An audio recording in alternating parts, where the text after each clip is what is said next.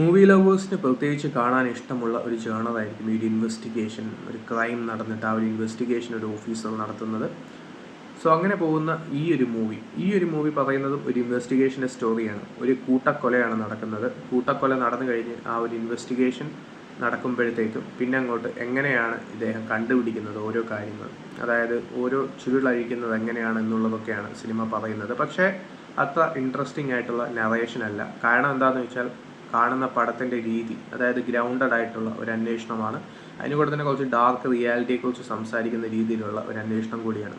രാത് അകേലി high എന്ന് പറഞ്ഞ 2020 ഇറങ്ങിയ സിനിമ കണ്ടവർക്കറിയാം ആ ഒരു സിനിമയുടെ പാറ്റേൺ. ഏറെക്കുറെ ആ പാറ്റേണിൽ തന്നെ സഞ്ചരിക്കുന്ന വേറൊരു മൂവിയാണ് അതിൻ്റെ സെക്കൻഡ് പാർട്ടായിട്ട് വന്നിരിക്കുന്നത്. ഒരു ഡയറക്റ്റ് കണ്ടിന്യൂഷൻ അല്ല. ഈ ഒരു സെക്കൻഡ് പാർട്ടിൽ വേറൊരു കൊലപാതകമാണ്. സോ അതിനെക്കുറിച്ചാണ് അന്വേഷണം വരുന്നത്. സോ ഫസ്റ്റ് പാർട്ടിൻ്റെ കണ്ട ആ ഒരു ഫീൽ വെച്ച് അത്രയും ഒരു എഫക്റ്റ് കിട്ടിയില്ല സെക്കൻഡ് പാർട്ടിന്. എന്നാലും മോശം അനുഭവമല്ല.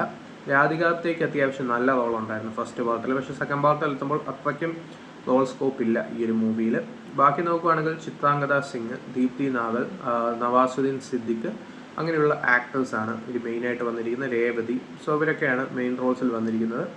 സോ അങ്ങനെ പോകുന്ന ഒരു മൂവിയാണ്. ഒരു സ്ട്രെയിറ്റ് ഫോർവേഡ് കേസായിട്ടാണ് ആദ്യം തോന്നുന്നത്. പിന്നെ അതിൻ്റെ കഥ പറഞ്ഞ് അങ്ങനെയാണ് അവസാനം ആ ഒരു സത്യം കണ്ടുപിടിക്കുന്നത്.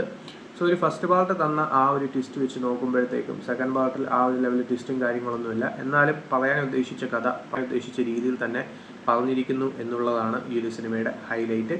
സോ അങ്ങനെ പോകുന്ന ഡാർക്കായിട്ടുള്ള കുറേ സംഭവങ്ങളുള്ള ഒരു ത്രില്ലർ എന്ന് വേണമെങ്കിൽ പറയാം. കാര്യമായിട്ടുള്ള ത്രില്ലടിപ്പിക്കുന്ന സംഭവങ്ങളൊന്നുമില്ല. എന്നാലും അത്യാവശ്യം നല്ലൊരു അറ്റംപ്റ്റ് ആയിരുന്നു. ഫസ്റ്റ് പാർട്ടിനെ വില കളയാത്ത ഒരു അറ്റംപ്റ്റ് ആയിട്ടാണ് തോന്നിയത്. സോ നവാസുദ്ദീൻ സിദ്ദിഖിയുടെ പെർഫോമൻസ് എടുത്തു പറയേണ്ട ഒന്നാണ്. സോ ഒരു ക്യാരക്ടറിൻ്റെ ആ ഒരു സ്ട്രഗിൾസും ആ ഒരു കേസ് കണ്ടുപിടിക്കാനുള്ള സംഭവങ്ങളൊക്കെ തന്നെ അത്യാവശ്യം എഫക്റ്റീവായിട്ട് സ്ക്രീനിൽ എത്തിച്ചിരിക്കുന്നുണ്ട്. അത്യാവശ്യം അഭിനയിച്ച എല്ലാവരും തന്നെ നല്ല പെർഫോമൻസ് ആയിരുന്നു.